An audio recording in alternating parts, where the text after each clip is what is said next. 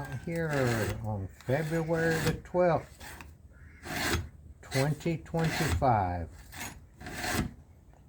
Getting the Husqvarna Rancher ready for the woods.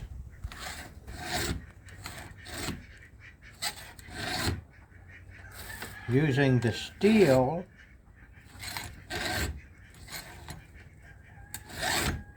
chainsaw sharpener.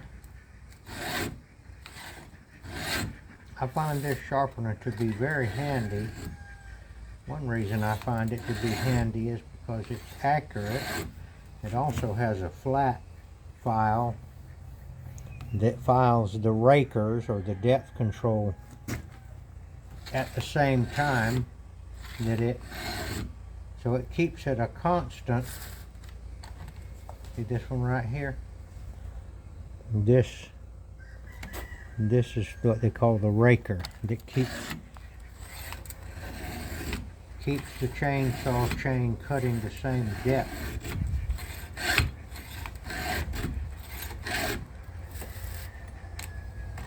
Here's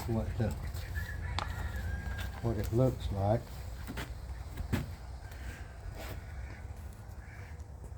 That's a 3/8 right there.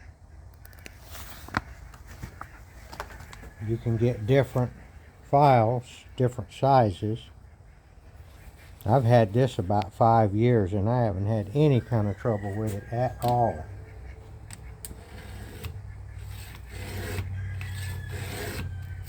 Just push it to the next blade.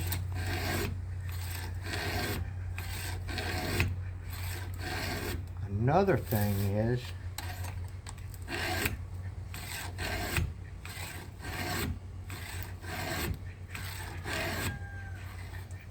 keeps your fingers away from it. I had this flashlight rigged up, but that's not working too good. But I think that the problem here is that you're standing in my light, Debbie. There we go. Now I can see the sunlight a little bit. That's always a problem. And we're constantly, you get to be our age, you're constantly trying to figure out ways to work around your age. I give it about 5 strokes.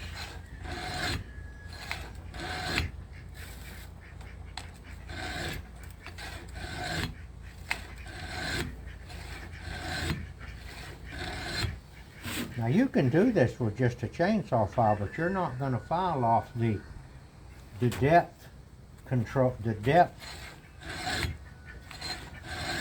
rakers they call them. I don't think that's the official name. That's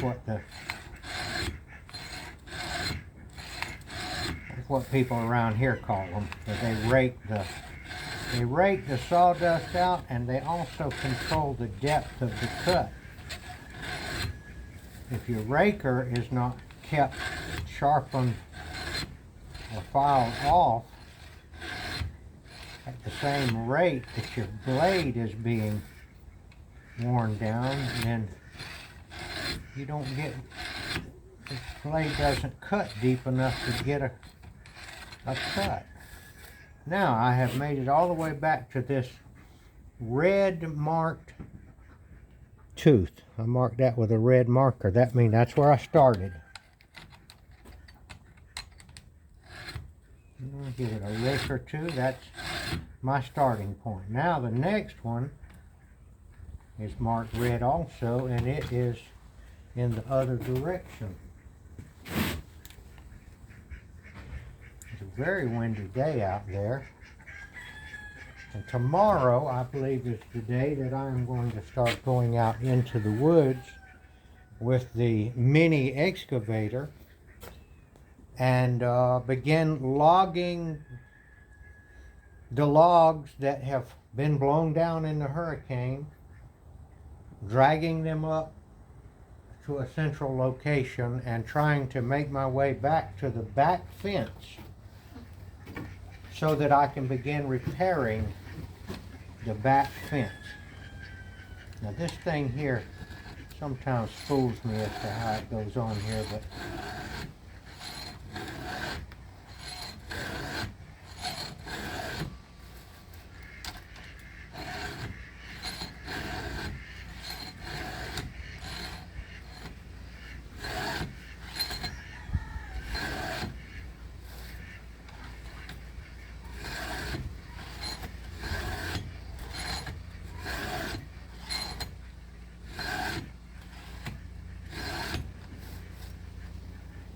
this thing here is made in Germany.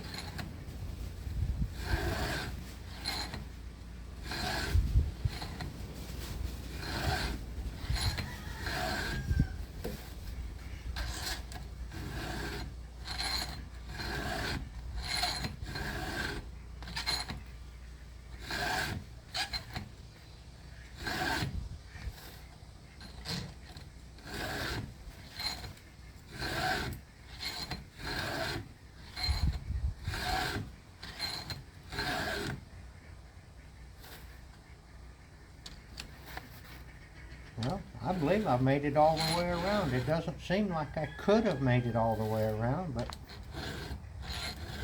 here I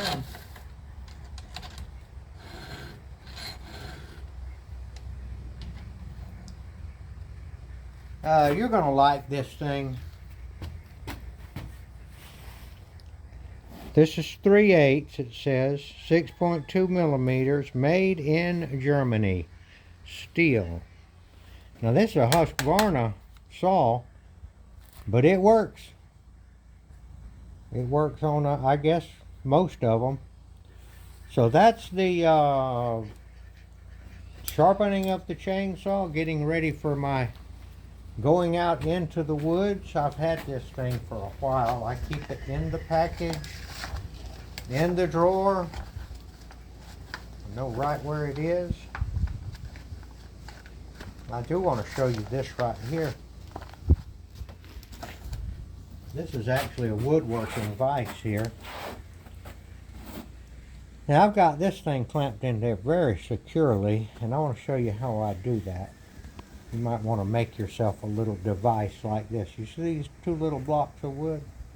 I think those are probably 1.5 inches.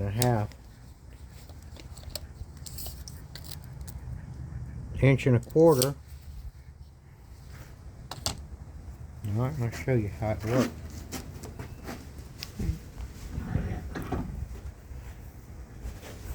Now you could just clamp it in the jaws right here because they're wood, but the problem is that it puts you, there's some reason this doesn't work good, but I'll show you why. What you got here, these little blocks right here have a rare earth magnet in them right there, and they stick to the sides so that I'll have a way to clamp it in there. Now why don't I just clamp the blade? Okay, I'll tell you why. Because these jaws are clamped the bottom, it'll stop it from turning, so you have to just clamp the sides like that so that it won't, come on, where are you at? So that it, see, won't stop it. Alright, tomorrow we will be out there with the mini excavator, the Kubota, and we'll be out there with the two. Let me show you the other chainsaw. Let me get this down. This is a little dangerous just to put it up there like that. Put that on the floor. Let me show you my other little chainsaw that I like very much.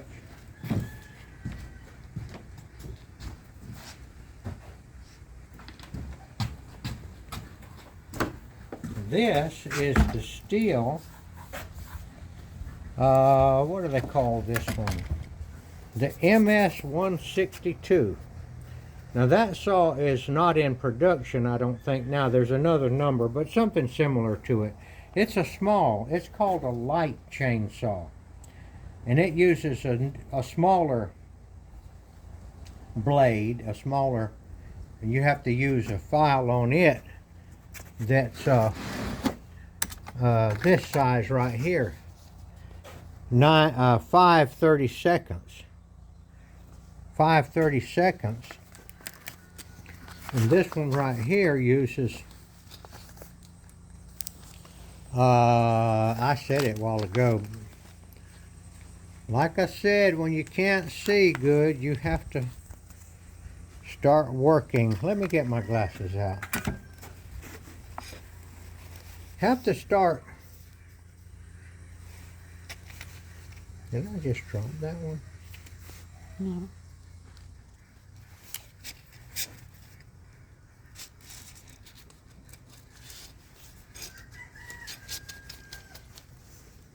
Let me tell you, if you get this far, you're going to find out that you start to have a little more trouble remembering things. You don't remember where you put something. This is 5/32, and this is 3/8. 3/8 is 6/32, I think. It's a little bigger anyway. But like I said, I don't know if you're there yet, but join the club. I'm 73, pretty darn near to 74, and I begin to forget things. And then the problem is that if you do forget, if you misplace something, look, just thinking back on my life, I forgot things when I was in my 20s. But when you get older, you begin to doubt yourself and you begin to wonder, am I losing my mind? And basically, you have to start thinking a little smarter, have little tricks, that you do. You got eye problems, you got hearing problems, and of course you can get a hearing aid and you can get glasses like we use reading glasses. But you can come up with ways to help you remember things. And another thing that we're trying to do now is to simplify. In other words, not have so many things that you have to remember. And then there's going to come the day when we aren't going to be doing anything but laying dead. And that's when a little planning might have come in handy if you had made preparation to enter the next dimension known as the kingdom of heaven. And I can show you how to sharpen a chainsaw, but I can tell you how to enter the kingdom of heaven. And that is that you call upon the name of Jesus Christ, Yeshua the Messiah, the Savior of the world. Yeshua has got your back if you believe in Him. If you have called on His name, He will cause you to be born again as a new spirit creature. Your flesh and blood man will not enter the kingdom of heaven. If you visit a local cemetery, if you want proof of that. But you will continue on in a spirit form.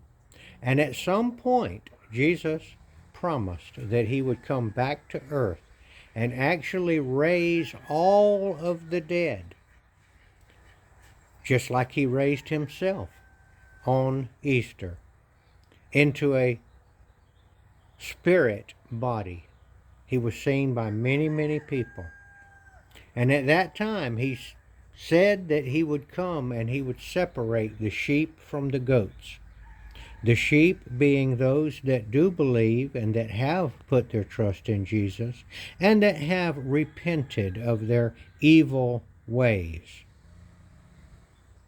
Now, it's not based on whether you repent or not, but once you are born again, once you have confessed Christ, once you have said these words, Jesus, save me, I get it, I'm not going to get out of this world alive.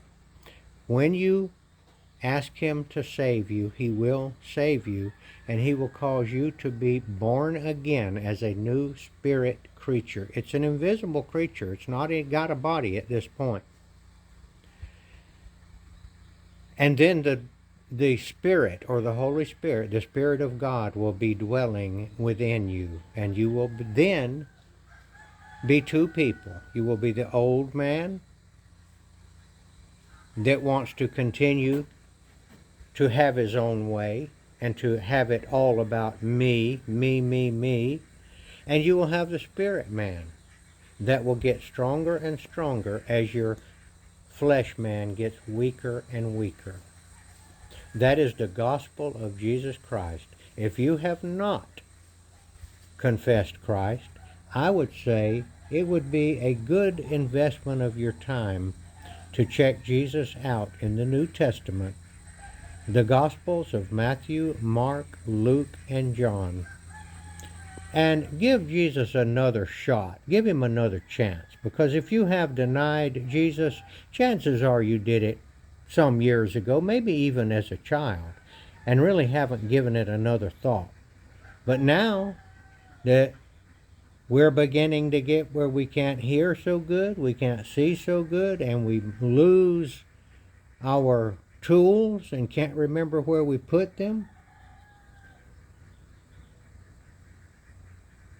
I'm suggesting, I'm advising, I'm asking you, check Jesus out and give him a consideration again, because his promises were earth-shattering. He says that he has control of life and death.